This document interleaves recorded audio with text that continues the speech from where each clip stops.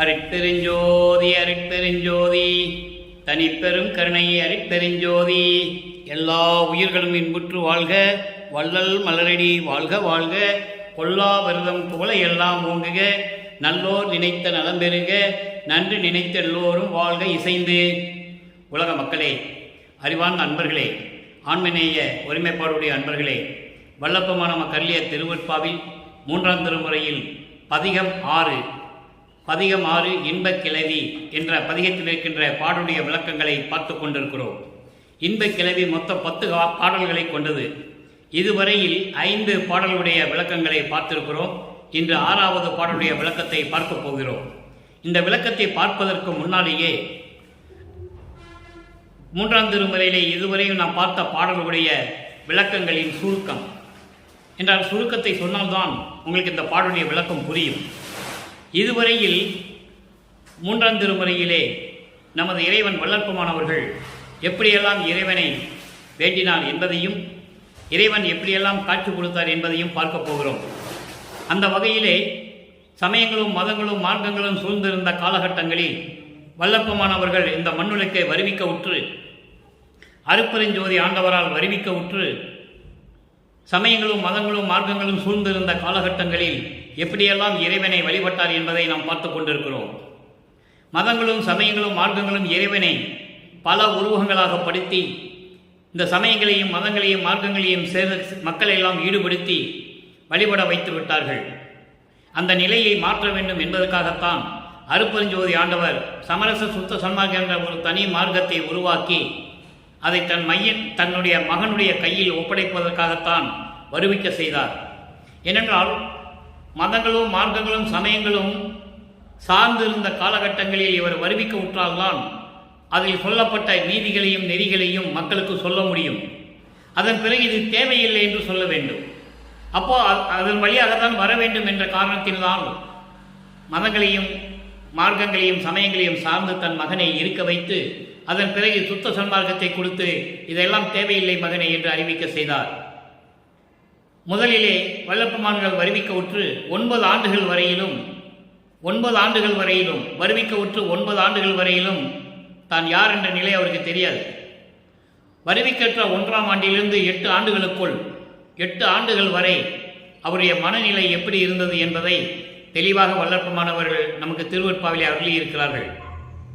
அப்போ அந்த மனநிலை சரியில்லாத காரணங்களில், மனநிலை என்பது தான் யார் என்று தெரியாத நிலை, மனம் ஒருவட்ட நிலையில் இல்லை. அப்போ அதனால் அங்கே இருக்கின்றவர்கள் முருகனை பற்றி பாடு என்று சொல்வார்கள், பாடுவார்.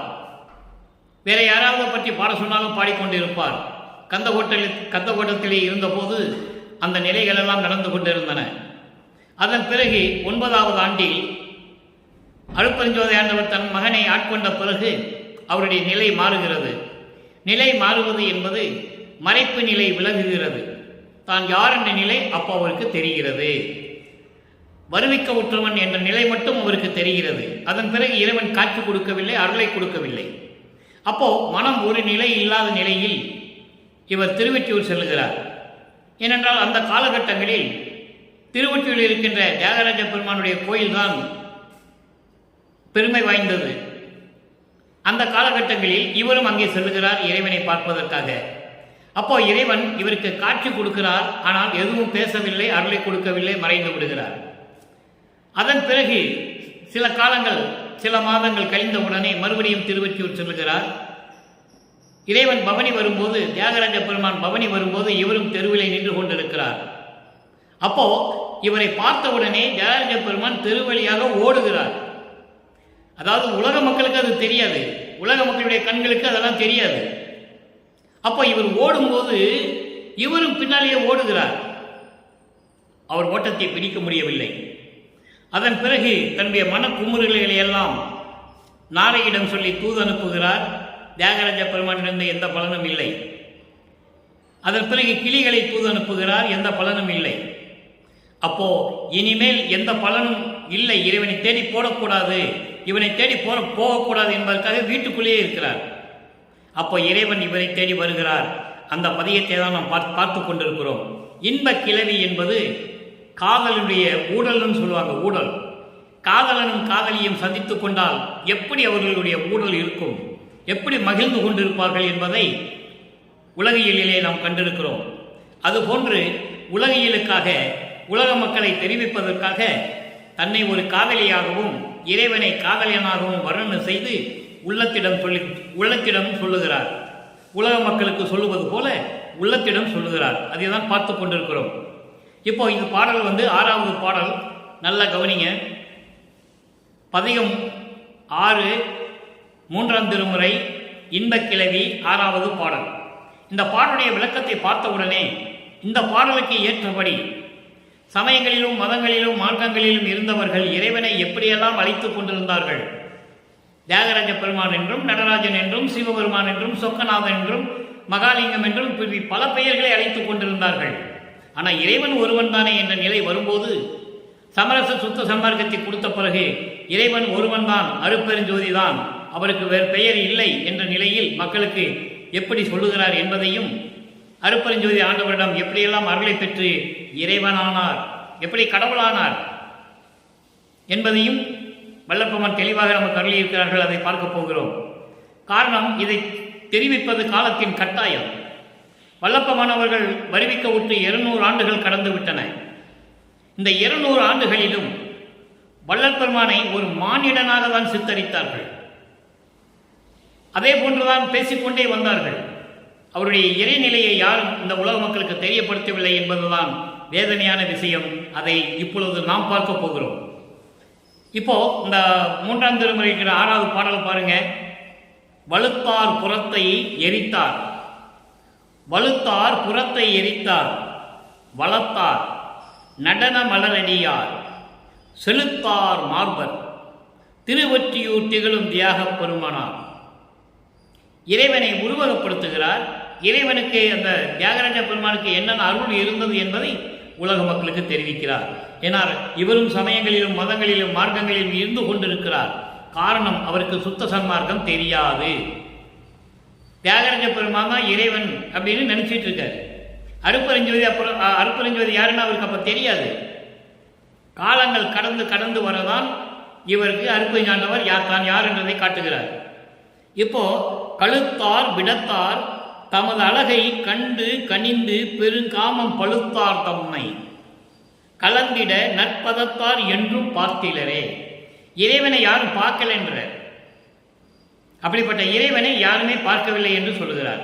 இப்போ இந்த பாடலில் கூறப்பட்ட பதவுரை பாருங்க, அதுக்கப்புறம் தெளிவுரை. பதவுரை பாருங்க. வலுத்தார் புறம்.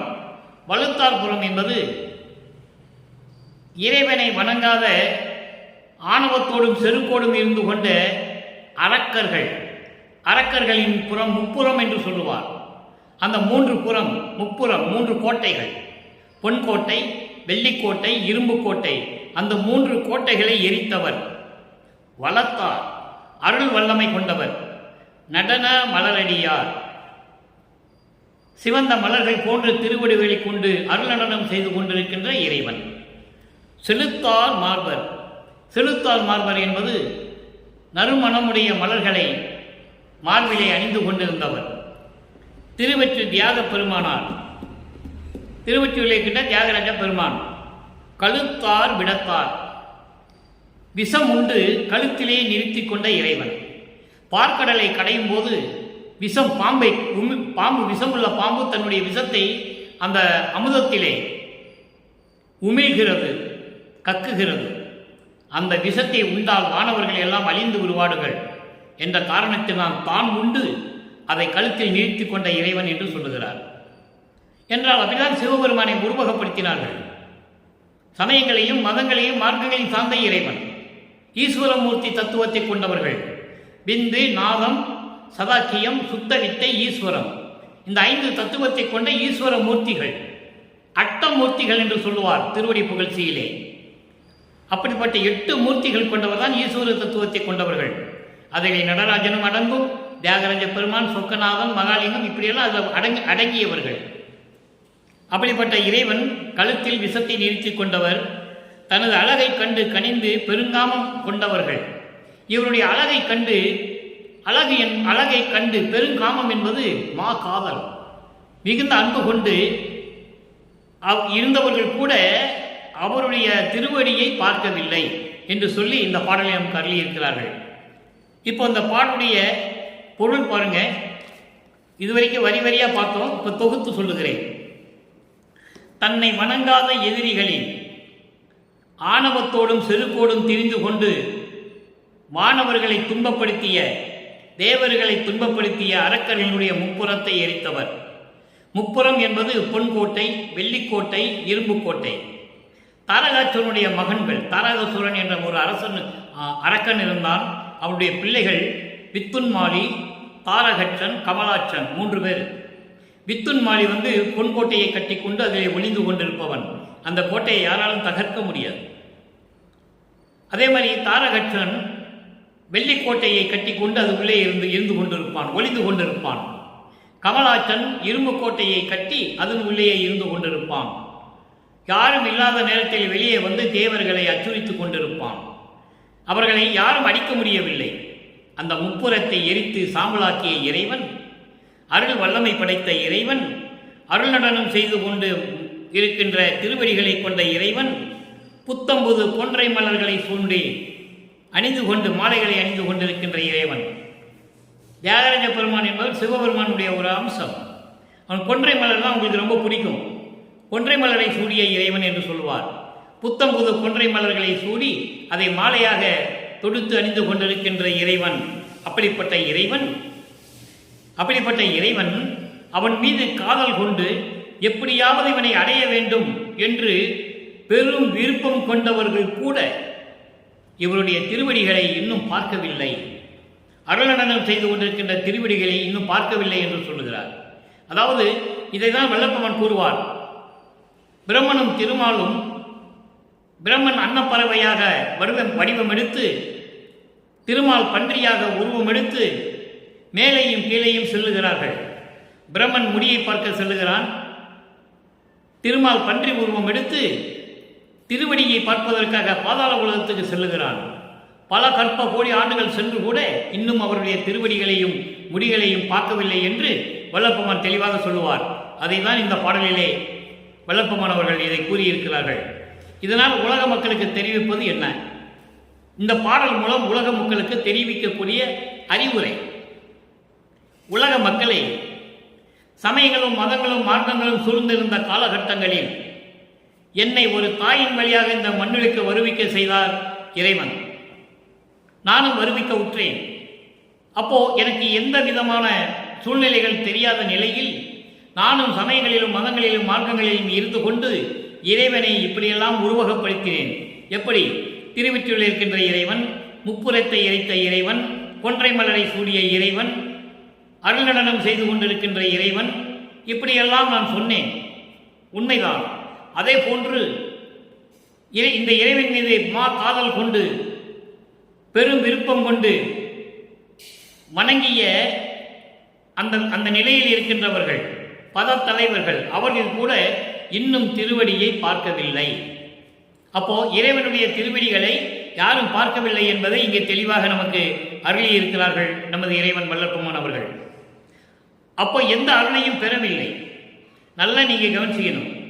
எந்த அருளையும் அவர் பெறவில்லை. அந்த நிலையில் அவர் இருந்து கொண்டிருக்கிறார். இப்போ இந்த நிலைகள் எல்லாம் மாறுகிறது.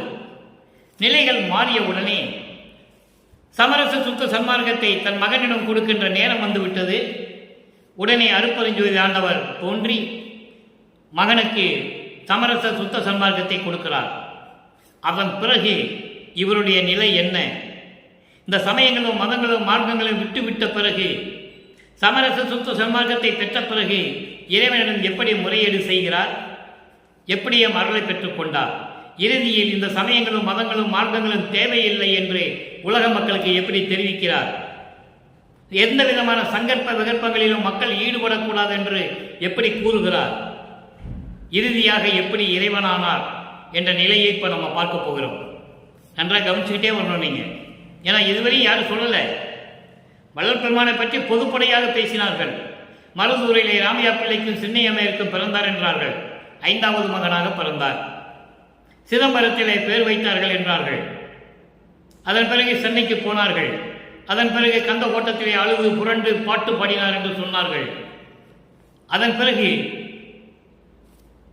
சமரச சுத்த சன்மார்க்கத்தை பெற்ற பிறகு வடலூருக்கு வந்தார், சபையை கட்டினார், தர்மசாலையை நிறுவினார் என்று சொன்னார்கள். இதெல்லாம் உண்மைதான், நம்ம இல்லை என்று சொல்ல முடியாது. ஆனால் அவருடைய நிலை என்ன, எதற்காக வருவிக்க உற்றார் என்ற நிலையை மக்களுக்கு சொல்ல வேண்டும். இப்போ 6ஆம் திருமுறை 15வது பதிகம் திருவடி முறையீடு. இந்த முறையீட்டில் எப்படியெல்லாம் இறைவனை வணங்கினார் என்பதையும் வேண்டினார் என்பதையும் எப்படியெல்லாம் அருளை பெற்றுக் கொண்டார் என்பதையும் பார்க்க போகிறோம். அறிந்திலையோ என் பாடு எல்லாம் என்றே அழைத்தனன். சாமரச சுத்த சன்மார்க்கத்தை பெற்ற பிறகு இதை சொல்ற. சமயங்களையும் மதங்களையும் மார்களெல்லாம் விட்டுட்டார். திருநீர் பூசினதை விட்டுட்டார். உத்தராக்கச்சோடைய தூக்கி எரிஞ்சிட்டார். எந்த விதமான சங்கற்ப விகற்பங்கள் இல்லை. வெள்ளாடையை உடுத்தி ஒரு வேஷ்டியை கீழே கட்டினார், ஒரு வேஷ்டியை போத்திக்கிட்டார், அவ்வளோதான். வேறு எதுவுமே கிடையாது. ஏன் வேஷ்டியை தலையில் போத்திக்கிட்டாருன்றத பெரிய விளக்கம் இருக்குது. அதை நம்ம கடைசியில் பார்ப்போம்.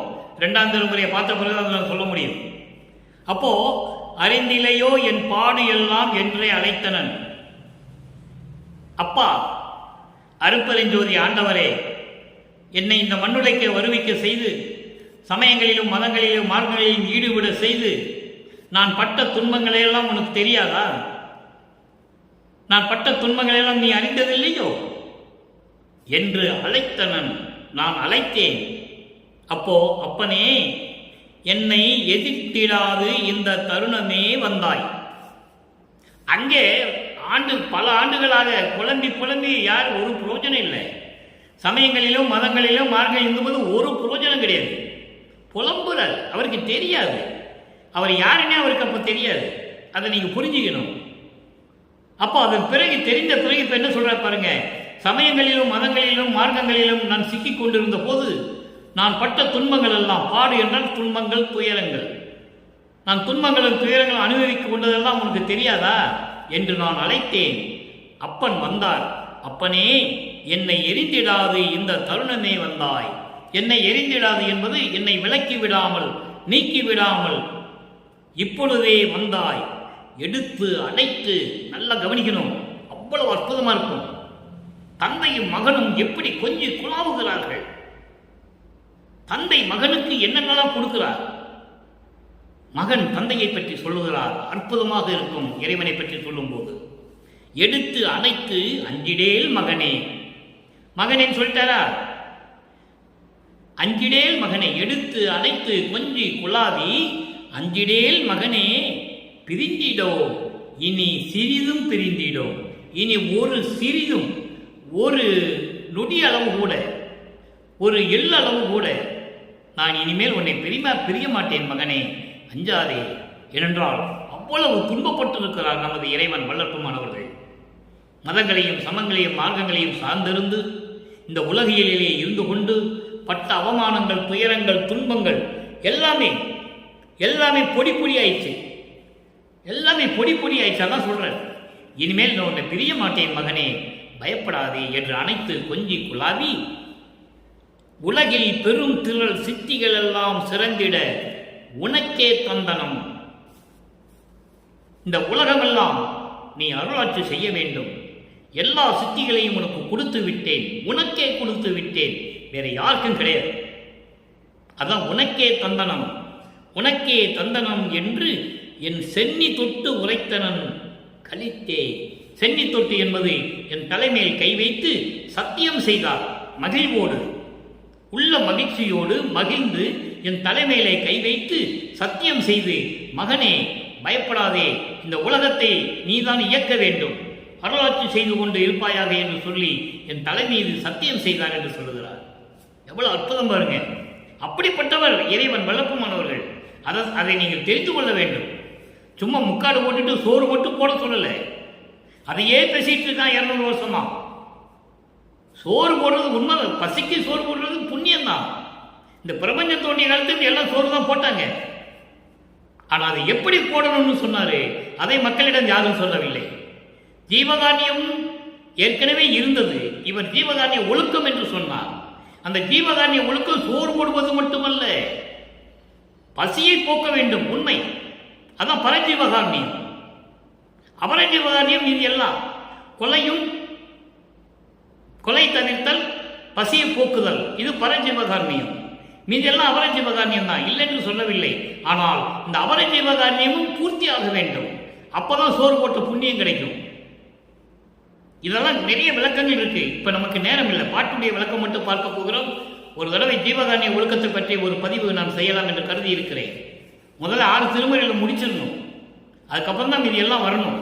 ஏன்னா அடிப்படையே வல்லப்பெருமான் இறைவன் என்ற அடிப்படையே மக்களுக்கு நீ யாரும் சொல்லலை. அதுக்கப்புறம் நீ எது வேணா பேசலாம். ஜீவகாரணிய ஒழுக்க புஸ்தகத்தை எடுத்து அப்படியே மனப்பாடம் பண்ணி அப்படியே ஒப்பிச்சிடலாம், பெரிய விஷயம் இல்லை.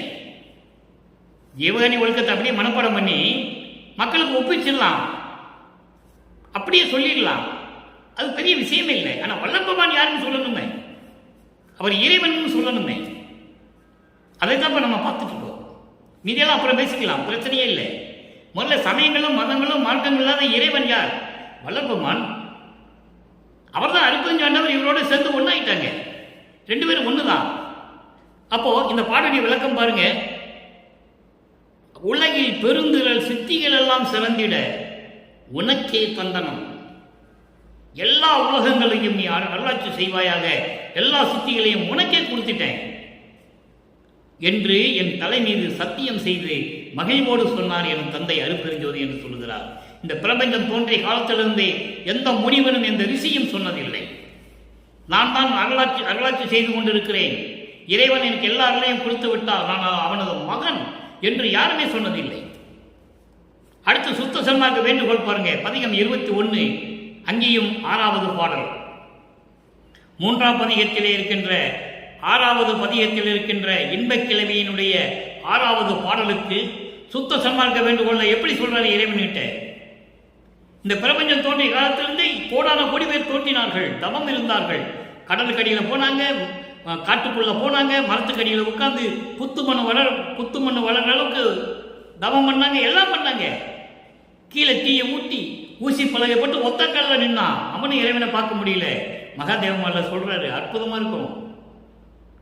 அப்படிப்பட்ட இறைவன் யார் என்று சொல்லவில்லை. இவர் என்ன கேட்கல தெரியுமா? அப்பா கிட்ட, இறைவன் கிட்ட தனக்குன்னு எதுவுமே கேட்கல. நல்லா பார்க்கணும்.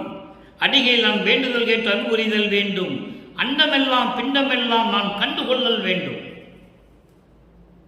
அடிகள் என்பது அருட்பெருஞ்சோதியே, இறைவனே, என் தந்தையே, நான் வேண்டுதல் கேட்டு நீ அருள்புரிதல் வேண்டும். எப்படி? எல்லா அண்டங்களையும் பிண்டங்கள் என்பது உயிரினங்கள், எல்லாவற்றையும் நான் கண்டுகொண்டு அவற்றோடு இருந்து கொண்டு அவர்களுக்கெல்லாம் நான் நன்மை செய்ய வேண்டும், கண்டுகொள்ளல் வேண்டும். அண்டங்கள் என்றால் என்ன, பிண்டங்கள் என்றால் என்ன என்ற வகைகளை எல்லாம் நான் தெரிந்து கொள்ள வேண்டும். துடிசேர் எவ்வளவும் எத்தேவரும் எவ்வுயிரும் சுத்த சிவ சன்மார்க்கம் பெற்றிடுதல் வேண்டும். வரையறைக்கப்பட்ட இந்த பிரபஞ்சத்திலே வரையறைக்கப்பட்ட எந்த தேவனா இருந்தாலும் சரி, எந்த உலகம் இருந்தாலும் சரி, எந்த உயிர்கள் இருந்தாலும் சரி, எல்லாமே சுத்த சன்மார்க்கத்தை பெற்று மகிழ்வோடு இருக்க வேண்டும். சமயங்களும் மதங்களும் மாற்றங்களும் இருக்கக்கூடாது. அதுக்கடுத்து சொல்ல பாருங்க. படி வானும் படைத்தல் முதல் 5 படி வானும் படைத்தல் முதல் 5 முதல் 5 பூதங்களை சொல்லுகிறார். நிலம், நீர், நெருப்பு, காற்று, ஆகாயம், இவற்றை எல்லாம் படைத்து அவற்றை நாம் இயக்கிக் கொண்டிருக்க வேண்டும். இன்னொரு 5 தொழிலை சொல்றாரு. எத்தனை 5 தொழிலை சொல்றாருன்னு நீங்க கவனிக்கணும். 1 ஐம்பூதங்கள், 5 தொழில்கள், நிலம், நீர், நெருப்பு, காற்று, ஆகாயம். இவற்றை படி வானும், படி என்றால் உலகம், வான் என்றால் விண்ணுலகம், ஆகாயம், படைத்தல் முதல் 5 ஞானம் படைத்தல் முதல் 5 ஞானம் படைத்தல் முதல் 5 என்பது பிண்டங்களை படைப்பது, உயிரினங்கள் படைத்தல், காத்தல், அழித்தல், மறைத்தல், அருளல், 5 தொழில். ஆக இந்த 5 தொழிலும் அந்த 5 தொழிலும் நான் புரிதல் வேண்டும். ஒடியாத திருவடிவில் எந்தாயும் நானும் ஒன்றாகி என்றான்றும் ஓங்குதல் வேண்டுவனே. ஒடியாத திருவடிவம், அழியாத வடிவம், முத்தேகம் கொண்டது, சுத்த தேகம், புராண தேகம், ஞான தேகம், இந்த 3 தேகத்துடனும் அழியாத திருவடிவில், அறியாத திருவடிவில், மரணமில்லா பெருவாழ்வில் இருந்து கொண்டு நீயும் நானும் ஒன்றாகி எஞ்ஞான்றும் எக்காலத்திலும் எவ்விடத்திலும் எவ்விதத்திலும் எவ்வளவு விலகாமல் இருக்க வேண்டும் என்று சொல்லி இந்த வேண்டுகோள் வைக்கிறார். சரி, வேண்டுகோளை வச்சுட்டாரு. இப்போ வேண்டுகோளை ஏற்றுக்கொள்ள வேண்டும். மகனுடைய வேண்டுகோளை இறைவன் ஏற்றுக்கொள்ள வேண்டும். அதை 23வது பதிகத்திலே சிவ தரிசனம் என்ற பதிகத்திலே கூறியிருக்கிறார்கள். சிவ தரிசனம் என்று சொன்ன உடனே நான் தினமும் சொல்லி கொண்டிருக்கிறேன், உடனே சிவன்கிட்ட போயிடக்கூடாது. இங்கே சிவம் என்பது அருட்பெருஞ்சோதி. சிவன் வேறு, சிவம் வேறு. சிவன் சிவ தத்துவத்தை கொண்டவன், ஈஸ்வர தத்துவத்தை கொண்டவன். சிவம் சுத்த சன்மார்க்கத்தை சேர்ந்த இறைவன், அவன் தான் அருட்பெருஞ்சோதி. அப்போ அந்த தத்துவத்தை சிவ தரிசனம், அருட்பெருஞ்சோதியினுடைய அந்த தரிசனம் எப்படி இருந்தது? 6வது பாடல். விழித்து விழித்து இமைத்தாலும் சுடர் உதயம் இல்லையே, விழித்து விழித்து இழைத்தாலும் சுடர் உதயம் இல்லையே, விழிகள் விழித்து விழித்து இழைப்பதால் விளை ஒன்றும் இல்லையே, விளைவு ஒன்றும் இல்லையே. இது பாடல். உலகில் என்ன சொல்லுவாங்கன்னா, நீ என்னதான் கண்ணை கொட்ட கொட்ட முடிச்சிருந்தாலும் சரி, விடிஞ்சாதானடா நீ எந்திரிக்க முடியும். அப்போ இரவு முழுவதும் விழிகள் விழித்து விழித்து தளர்ந்து விட்டன, சோர்ந்து விட்டன. அதனால என்ன பயன்? ஒளி இல்லை என்றால் என்ன பயன்? அதான் இங்க சொல்றாரு. விழித்து விழித்து இமைத்தாலும், கண்ணை அப்படி கொட்ட கொட்ட மூடிக்கிட்டு இருந்தாலும் சரி, சூரிய உதயமானாதான் உனக்கு பலன் கிடைக்கும், ஒளி கிடைக்கும், இருள் அகன்று விடும். அப்போ நீ விடிய விடிய கண்ணு முடிச்சிருந்து என்ன பயன்? அப்போ சமயங்களிலும் மதங்களிலும் மார்க்கங்களிலும் நீ இருந்து கொண்டிருந்தால், பற்று வைத்துக் கொண்டிருந்தால் உனக்கு என்ன பயன்? அருட்பெருஞ்சோதி இல்லை என்றால் என்ன பண்ண முடியும்? ஒளி இல்லை என்றால் அந்த ஒளிதான் சமரச சுத்த சன்மார்க்கம். சமரச சுத்த சன்மார்க்கம் இல்லை என்றால் எந்த பலனும் இல்லை. சமயங்களிலும் மதங்களிலும் மார்க்கங்களில் சார்ந்து இருந்தால் என்ன பயனும் இல்லை. சுத்த சன்மார்க்கத்தில் இருந்தால் பலன்களை பெற்றுக் கொள்ளலாம். அதுதான் வளர்ப்பவன் நீங்க அந்த வரியில சொல்றாரு. விழித்து விழித்து இமைத்தாலும் சுடர் உதயம் இல்லையே, விழிகள் விழித்து இழைத்திருந்தால் விளைவு ஒன்றும் இல்லையே, என்ன பயன்? கொட்ட கொட்ட முழிச்சுக்கிட்டு இருந்து நான் விடிய விடிய தூங்காம இருந்தேன், முழிச்சுக்கிட்டு இருந்தேன் அப்படின்னு சொன்னாங்கனால என்ன பலன்? கண்ணுதான் இழைத்து போகும், தளர்ந்து போகும், தூக்கம் இல்லாம முகம் வாடி போகும். அப்போ சமரச சுத்த சன்மார்க்கம் இருந்தால்தான், அந்த ஒளி இருந்தால்தான், அதான் சுடர் உதயம் என்று சொல்லுகிறார். ஒளி இருந்தால்தான் பலன் கிடைக்கும். மதங்களாலும் சமயங்களாலும் மார்க்கங்களாலும் எந்த பலனும் இல்லை. சுத்த சன்மார்க்கத்தில் தான் அந்த பலன் கிடைக்கும் என்று சொல்லுகிறார். மொழித்திறம் செய்து அடிக்கடி நான் முடுகி முயன்றாலும் முன்னவா நின் பெருங்கருணை முன்னிடையில் இன்று எழினோ. என்னதான் திறமையாக பேசி பேசி நான் எவ்வளவுதான் முயன்றாலும் சரி, முன்னவனே, முன்னவனே என்றால் முதல் கடவுளே, எல்லாவற்றுக்கும் முன்னவன், ஆதியும் அந்தமில்லாத தோன்றிய இறைவன் அருட்பெருஞ்சோதி, இறைவனை உன் கருணை இல்லை என்றால் இப்பொழுது என்ன நடக்கும்? ஒண்ணுமே நடக்காது. தெளிவாக சொல்லுகிறேன். என்னதான் பேசி பேசி பேச்சு திறன் இருந்தாலும் சரி, பேச்சு திறன் பேசி பேசி முயன்றால் கூட இறைவனே உன் பெரும் கருணை இல்லை என்றால் என்ன கிடைக்கும்? ஒன்றும் கிடைக்காது. அப்போ இறைவனுடைய அருளை பெற வேண்டும், இறைவனுடைய கருணையை பெற வேண்டும், இறைவனுடைய தயவை பெற வேண்டும். அப்படி என்றால் சமரச சுத்த சன்மார்க்கத்தில் இருக்க வேண்டும். செழித்து ஒரு நற்பயன் எதுவோ திருவுளமான் இறங்கி சிறு திரும்பு ஓர் ஐந்தொழிலும் செய்திடல். சத்தியமே என்ன சொல்ற பாருங்க.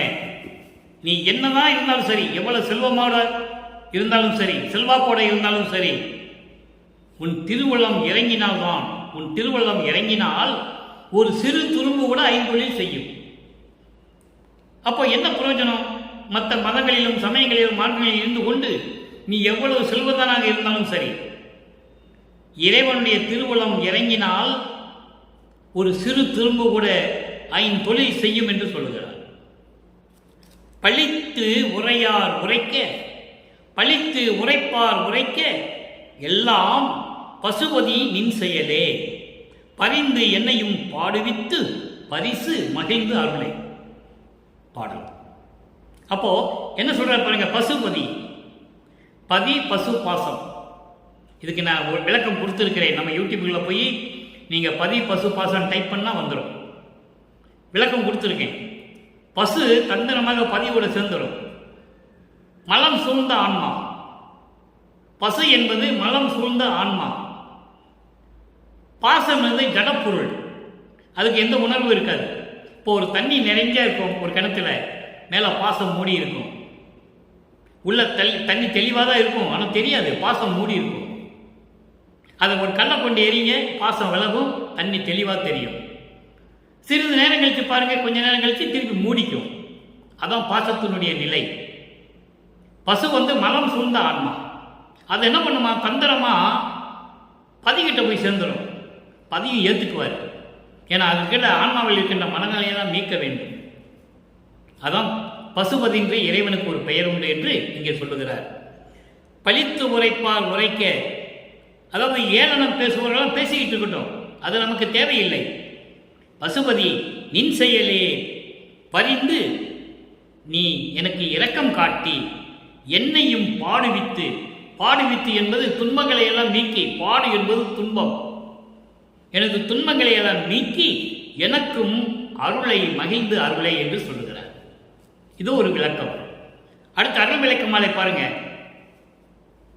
அருள் விளக்க மாலை பாடல் 66. இன்று நாம் பார்த்த 3ஆம் திருமுறையிலே 6வது பதியத்தில் இருக்கின்ற இன்பக் கிழமையினுடைய 6வது பாடலுக்கு எப்படி அருளை பெற்றுக் கொண்டார் என்பதை 66வது பாடலில் சொல்றாரு. எங்கே? அருள் விளக்க மாலை 6வது திருமுறையில் சொல்றார். என் ஆசையெல்லாம் தன் அருள் வடிவம் தனக்கே எய்திட செய்து இட்டு அருளி என்னையும் உடனிருத்தி தன்னாசையெல்லாம் என் உள்ளகத்தே வைத்து தானும் உடனிருந்து அருளி கலந்த பெருந்தகையே. இறைவன் எப்படி கொடுத்து எப்படி சேர்ந்துட்டான்னு சொல்லிட்டாரா? இதான் வள்ளல் பெருமான். இறைநிலையில் கடவுள் நிலையில் இருக்கின்றவர் இறைவன். வள்ளற்பெருமான் இணைந்தா அப்புறம் வள்ளற்பெருமான் யாரு? இறைவன் தானே. அதை நீங்க புரிஞ்சுக்கணும். மக்களிடம் யாரும் சொல்லவில்லை. திருவாரூரை பற்றி யார் பேசினாங்க? வள்ளலார் சோறு போட சொன்னார், தேவான ஒழுக்கத்தை பற்றி பேசினாங்க, இப்படி சொன்னார் அப்படி சொன்னார். எழுத்தாளர், கதையாசிரியர், ஞானி, அவர் ஒரு மருத்துவர், ஒரு சீர்திருத்தவாதி, இப்படி தான் சொன்னாங்க. இறைவன் அவரோடு இரண்ட கலந்து இவர் இறைவனாகிவிட்டார், இப்போ அவர்தான் இறைவன், உலகத்தை ஆட்டிக் கொண்டிருக்கிறார் என்று சொல்ல வேண்டும். அதான உண்மை. இப்போ தானும் உடன் இருந்து அருளி கலந்த பெருந்தகையே, அண்ணா என் ஆருயிரே, அப்பா என் அமுதே, ஆவா என்று என்னை ஆண்ட தேவா, மெய் சிவமே. சிவத்தை எப்படி சொல்ற பாருங்க, மெய் சிவம். மெய் சிவமே, பொன்னாரும் பொதுவில் நடம்புறுகின்ற அரசே, புண்ணியனே, என் மொழி பூங்கண்ணியும் ஏற்று அருள். இது பாடல். பாடலின் விளக்கம் பாருங்க. என் ஆசையெல்லாம், நான் என்ன கேட்டேன் உங்ககிட்ட? இன்னொரு பாட்டில் சொல்லுவாரு, பிரம்மன் வாழ்வை நான் கேட்டனா, திருமாலுடைய வாழ்வை நான் கேட்டனா, ருத்திரன் வாழ்வு வேண்டும் என்று கேட்டேனா, இந்திரனுடைய ஏகபோக வாழ்க்கையை நான் கேட்டேனா?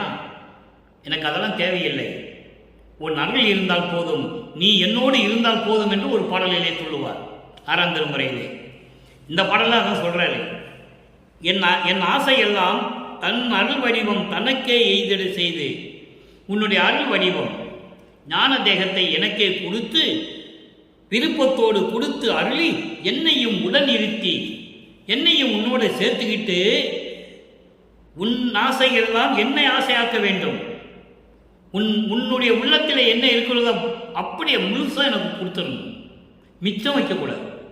அற்புதமாக சொல்லுவார். இன்னும் பாடலில் கூட சொல்லுவார், எஞ்சல் இல்லாதன்னு சொல்லுவார். அதாவது குறையில்லாத அந்த முழு அருளையும் எனக்கு உள்ளத்திலே கொடுத்து தானும் உடன் இருந்து நீயும் உடன் இருந்து அருளி கலந்த பெருந்தகையே. உலக மக்களுக்கு சொல்றாரே, உலக மக்களே, என்னுடைய ஆசைகள் என்ன தெரியுமா? இறைவன்கிட்ட கேட்டேன், நீயும் என் கூட இருந்துக்கணும், உன்னுடைய அருளை எல்லாம் எனக்கு கொடுத்துடணும், நீ இருந்து என்னோட இருந்து இந்த உலகத்தை இயக்க என்னை வைக்கணும், அப்படிலாம் கேட்டேன். அந்த மாதிரி கொடுத்துட்டாரு. அதான் சொல்றாரு, தானும் உடன் இருந்து அருளி கலந்த பெருந்தகையே, அருப்பெருஞ்சோதியே. அண்ணா, அண்ணா என்றால் அண்ணலே, அண்ணலே என்றால் அருப்பெருஞ்சோதி. என் ஆருயிரே, அப்பா என் அமுதே, ஆவா என்று என்னை ஆண்ட தேவா, ஆவா என்று என்னை ஆண்ட தேவா. இந்த வானுலகமும் மண்ணுலகமும் வியக்கும் அளவிற்கு ஓஹோ என்று சொல்லி சிறந்த முறையில் என்னை ஆண்டு கொண்ட தேவா, அருப்பெருஞ்சோதியே, மெய் சிவமே, அருப்பெருஞ்சோதி ஆண்டவரே, பொன்னாரும் பொதுவில், நல்லா கவனிக்கணும், பொன்னாரும் பொதுவில் நடம் புரிகின்ற அரசே, பொற்சபை, பொற்சபையிலே அருளடனம் செய்து கொண்டிருக்கின்ற இறைவனே, புண்ணியனே, என் சொல் மாலையும் ஏற்றுக்கொண்டு, என் சொல் மாலையும் பாமாலையாக ஏற்றுக்கொண்டு எனக்கு மகிழ்ந்து அருள வேண்டும் என்று சொல்லி இந்த பாடலை நமக்கு அருளியிருக்கிறார்கள். நம்மளையெல்லாம் படைத்து காத்து கொண்டிருக்கின்ற அருப்பெருஞ்சோதி ஆண்டவராகிய நமது இறைவன் வல்லற்பமானவர்கள் என்பதை இங்கே சொல்லிக் கொள்வதில் பெரும் மகிழ்ச்சி அடைகிறேன். அடுத்து பாருங்கள், இறுதியான ஒரு விளக்கம் நண்பர்களே, மெய்யருள் வியப்பு. மெய்யருள் வியப்பு, இந்த மெய்யருள் வியப்பு என்பது இறைவனுடைய உண்மையான அருளை பெற்ற பிறகு அதனுடைய தன்மை என்ன என்று வியந்து சொல்லுவது. 3ஆம் திருமுறையிலே 6ஆம் பதியத்தில் இருக்கின்ற இன்பக் கிளவி என்ற பாடலுடைய 6வது பாடலுக்கு இங்கே 96வது பாடல், வியப்பு, மெய்யருள் வியப்பிலே 96வது பாடல். இதை ஏன் நம்ம ஒப்பிட்டு பார்த்து கொண்டிருக்கிறோம் என்றால், வல்லபெருமான் அந்த மண்ணுலக்கு வருவிக்க உற்று சமயங்களிலும் மதங்களிலும் மார்க்கங்களிலும் இருந்து கொண்டிருந்த பொழுது இதெல்லாம் அவருக்கு தெரியாது. அப்போ சமரச சுத்த சன்மார்க்கத்தை பெற்ற பிறகுதான் இறைவனுடைய அருள் கிடைத்தது என்பதை பேருபதேசத்தில் கூட வல்லபெருமான் அவர்கள் நமக்கு அருளி இருக்கிறார்கள். அப்போ அற்ப அறிவாக இருந்தது எனக்கு தெரியாது என்று சொல்லுவார். அற்ப அறிவு என்பது மறைப்பு நிலை. வருவிக்க உற்று 9 ஆண்டுகள் வரையிலும் எனக்கு மறைப்பு நிலை இருந்தது, அதனால் எனக்கு தெரியாது என்று சொல்வதற்கு பதிலாக அற்ப அறிவு என்று சொல்லிவிடுவார். ஏன்னால் இறைவன் ஒருவன் என்று சொல்ல வேண்டும். அவர் இறைநிலையில் இருப்பதை மக்களுக்கு சொல்லக்கூடாது. ஏன்னா இறைவன் ஒருவன் தானே, அருப்பெருஞ்சோதி ஆண்டுதான் இறைவன் என்ற பிரபஞ்சத்திற்கு சொல்ல வேண்டும். அதனால்தான் சொன்னார் எனக்கு அற்ப அறிவாக இருந்தது என்று சொன்னார். இப்போ அந்த பாருங்க, மெய்யருள் வியப்பு அற்புதமான பாடல் நண்பர்களே. அன்றே என்னை அடியனாக்கி ஆண்ட ஜோதியே என்று, இங்க அன்றேன்னு சொல்றாருல, என்று அடியனாக்கினார், விளக்கம் தர. அதன் பின் பிள்ளையாக்கி இங்கு அளித்த ஜோதியே, நன்றே மீட்டும் நேயனாக்கி நயந்த ஜோதியே, நானும் நீயும் ஒன்றென உரைத்து நல்கும் ஜோதியே. 4 வரிதான், எல்லாத்தையும் சொல்லிட்டார் நமது இறைவன். அன்றே என்னை அடியனாக்கி ஆண்ட ஜோதியே, எப்போ இந்த பிரபஞ்சத்தை உருவாக்கினாயோ, எல்லாரையும் உருவாக்கினாய். பிரம்மன், திருமால், ருத்திரன் எல்லாரையும் படைத்தாய். அவர்களுக்கு தேவையான உலகங்களை கொடுத்தாய், அவங்களுக்கு தேவையான தொழிலை கொடுத்தாய், அவங்களுக்கு தேவையான ஆயுளையும் கொடுத்தாய். அதன் பிறகு அவங்க உயிரோடு இருக்க முடியாது. பிரம்மன் 4,32,000 வருஷம், திருமால் 8,64,000 வருஷம், ருத்திரன் 12,96,000 வருஷம், மகேஸ்வரன் 17,28,000 வருஷம். இவங்க 4 வயசு சேர்த்து தான் சதாசிவம், அவன் தான் கடைசியில் பண்ணிட்டு இருக்கான் இந்த தொழிலையும். அவங்களாம் இறந்த பிறகு மாலும் துஞ்சுவான் மலரவன் இறப்பான், மற்றை வானவர் முற்றிலும் அழிவர் என்று சொல்லுவார் வளர்ப்புமான். அவங்கெல்லாம் இறந்த பிறகு, அவங்கெல்லாம் நிலைகளெல்லாம் மாறின பிறகு 5 தொழிலையும் சதாசிவம் செஞ்சுட்டு இருக்கும்போது தான், 51 வருஷம் பாக்கி இருக்கும்போது தான் அருப்பெருஞ்சாண்டவர் தன் மகனை ஒரு தாயின் வழியாக வருவிக்க செய்தார். இதுதான் கான்செப்ட், அதை புரிஞ்சுக்கணும். அதன் பிறகு என்னென்ன நடக்குன்றது தான் 6 திருமுறை. இப்போ இந்த மெய்யர் வியப்பில் சொல்றாரு பாருங்க, அதான் சொல்றாரு, அன்றே என்னை அடியனாக்கிய ஜோதியே. இந்த பிரபஞ்சம் தோன்றிய காலத்திலிருந்தே என்னை உனக்கு அடியனாக்கி என்னை ஆண்ட ஜோதியே, அதான் அன்றே என்று சொல்லுகிறார். அவர் மண்ணுலகத்திற்கு மட்டும் இல்லை, ஒவ்வொரு யுகத்திலேயும் இருந்தவர். மரணமில்லா பெருவாழ்வில் ஊழில் ஒரு ஊழி உளப்பொறாது ஓங்கி வாழி என்று எனக்கு வைத்த நன்னிதி என்று சொல்லுவார், அகவலில் சொல்லுவார். ஊழில் ஒரு ஊழி உயிர் தலைத்து ஓங்கினேன் என்று ஒரு பாடலிலே சொல்லுவார். ஊழில் ஒரு ஊழி உளவினும் அழியா உடம்பை அளித்தனன் என்று சொல்லுவார். பல இடங்களிலே உண்டு, யாரும் மறுக்க முடியாது. அப்படிப்பட்ட நிலையில் இருந்தவர் வல்லற்பமானவர்கள். வேறு யாராக இருந்தாலும் சரி, பிறக்க வேண்டும், இறக்க வேண்டும். ராமனாக பிறக்க வேண்டும், அவன் இறக்க வேண்டும். திரும்பி கிருஷ்ணனாக பிறக்க வேண்டும், அவர் இறக்க வேண்டும். அதுக்கு அடுத்தபடி அடுத்த அவதாரத்துக்கு போக முடியும். வல்லப்பெருமான் அப்படி அல்ல, கிரேதயுகத்திலிருந்தே பிரபஞ்சம் தோன்றிய காலத்திலிருந்தே இருந்தவர். கிரேதயுகம், திரேதயுகம், துவாரயுகம், கலியுகம். கலியுகத்தினுடைய கடைசி திருவிளையாடல தான் அப்பனும் மகனும் சேர்ந்து திருவிளையாடல் பண்றாங்க. சமயங்களும் மதங்களும் மார்க்கங்களும் தேவையில்லை, சுத்த சன்மார்க்கம் வேணுன்றதுக்காக தான் இது ஒரு திருவிளையாடல். அதை நீங்க புரிஞ்சுக்கணும். அப்போ அன்றே என்னை அடியனாக்கி ஆண்ட ஜோதியை அதன் பின் பிள்ளையாக்கி, முதல்ல அடியனாக்கினார், அடியனாக்கிட்டு அப்புறம் அது பிள்ளையாக்கினார் அவரை. செல்வப்பிள்ளை என்று பேர் வைத்தார். அவர் பேர் செல்வப்பிள்ளை. வல்லற்பமானவருக்கு அருட்பெருஞ்சோதி ஆண்டவர் வச்ச பேர் செல்வப்பிள்ளை. யார் மக்களிடம் சொல்லலை, அதனால அந்த பேர் யாருக்கும் தெரியல. திருவள்ளுவரில் இருக்கு, செல்வப்பிள்ளைன்னு பேரே இருக்கு. எங்க அப்பா எனக்கு செல்வப்பிள்ளைன்னு பேர் வச்சாருன்னு திருவள்ளுவரில் இருக்கு. ஆனா மக்கள்கிட்ட யாரும் சொல்லல, சொன்னாதானே தெரியும். அப்படி என்னை பிள்ளையாக்கி மண்ணுலுக்கு வருவிக்க செய்து இங்கு இந்த மண்ணுலைகளே என்னை ஆண்ட ஜோதியே. அதன் பின் பிள்ளையாக்கி முதல்ல அடியன் தான். திருவள்ளுவர் நிறைய இடங்களை சொல்லுவாரு. ஏனாதான் எனினும் யான் அம்மை என்னின் அடியேன் என அறிந்தேன், இதயம் மலர்ந்தேன், புதிய நல்லேன் தொன்று தொட்டு உனது பூங்குழலுக்கு அன்பு பூண்டவன். அதோடு மட்டுமா இன்னொரு பாட்டில் சொல்லுவாரு, புதியன் என்ற என்னை போக்குதொரோ நீர் பூர்வித்தினும், இந்த பிரபஞ்சம் தோன்றிய காலத்திலிருந்தே உன் திருவடிக்கு நான் அடியனாக இருந்தவன் என்று சொல்லுவார். அற்புதமான நிகழ்வுகளும் திருவள்ளுவர் இருக்கு, யாராலையும் மறுக்க முடியாது. வல்லப்பமன் சொன்ன சாதாரண ஆள் கிடையாது, சாதாரண மானிடனாக வந்தது கிடையாது, இறைவனாக வந்தவர். அதை நீங்கள் புரிஞ்சுக்கணும். அதன் பிறகு சொல்ற பாருங்க, நன்றை விட்டு நேயனாக்கி நயந்த ஜோதியே, உயிரினங்களுக்கெல்லாம் என்னை நண்பனாக்கி என்னை விரும்பிய ஜோதியே, நீயும் நானும் ஒன்று என்று உரைக்கு நல்கும் ஜோதியே. நீ நானும் ஒன்று மகனே, வேறு வேறு இல்லை. இந்த ஒரு வரி போதாது, இந்த ஒரே வரி போதும் வல்லப்பமான் யாருன்னு சொல்றதுக்கு. சும்மா ராமையா பிள்ளைக்கு சின்னியமருக்கு பிறந்தாருன்னு சொல்லி, சோறு போட சொன்னார்னு சொல்லி, பாட்டு எழுதினார்னு சொல்லி, விஞ்ஞானி என்று சொல்லி, சீர்திருத்தவர் என்று சொல்லி அவரை மனிதனாக்கி விட்டார்கள். அப்படி அல்ல, அது உண்மை அல்ல, சத்தியமானது. இது நானும் நீயும் ஒன்றென உரைத்து நல்கும் ஜோதியே, நீயும் நானும் ஒன்று மகனே என்று சொல்லி என்னை விரும்பி என்னை ஏற்றுக்கொண்ட என் அப்பனே அருட்பெருஞ்சோதியே என்று சொல்லுகிறார். எனவே அன்பர்களே, இன்று பார்த்த பாடலின் விளக்கம் உங்களுக்கு புரிந்திருக்கும் என்று நான் கருதுகிறேன். இன்பக்கிழவியினுடைய பாடலுக்கு 3ஆம் திருமுறையிலே எப்படி இருக்கிறது, எப்படியெல்லாம் சமயங்களிலும் மதங்களில் இருந்து கொண்டு துன்பப்பட்டார் என்பதையும், அதன் பிறகு சமரச சுத்த சமார்க்கத்தை பெற்ற பிறகு எப்படி இறைவன் ஆனார் என்பதையும் தெள்ள தெளிவாக பார்த்து விட்டோம் என்பதை கூறி மகிழ்வோடு விரைவெல்லாம் என்று நான் காத்திருக்கிறேன். எனவே நீங்களும் அப்படிப்பட்ட இறைவனை வணங்கி மகாமந்திரத்தை சொல்லி அருட்பெருஞ்சோதி அருட்பெருஞ்சோதி தனிப்பெருங்கனை அருட்பெருஞ்சு மகாமந்திரத்தை சொல்லி கொலையும் புலையும் தவிர்த்து சைவ நெறியில் இருந்து கொண்டு இறைவனை வணங்கி இறைவனுடைய அருளையும் பொருளையெல்லாம் பெற்றுக்கொண்டு இந்த வையகத்திலே நீங்கள் வாழ்வாங்க வாழ வேண்டும் என்று வாழ்த்தி இறைவனுடைய தயவோடையும் கருணையோடையும் இந்த வள்ளலார் மொழியன் விடைபெறுகிறேன். மீண்டும் நாளை சந்திப்போம். நன்றி, வணக்கம். அருட்பெருஞ்சோதி அருட்பெருஞ்சோதி தனிப்பெரும் கருணை அருட்பெருஞ்சோதி.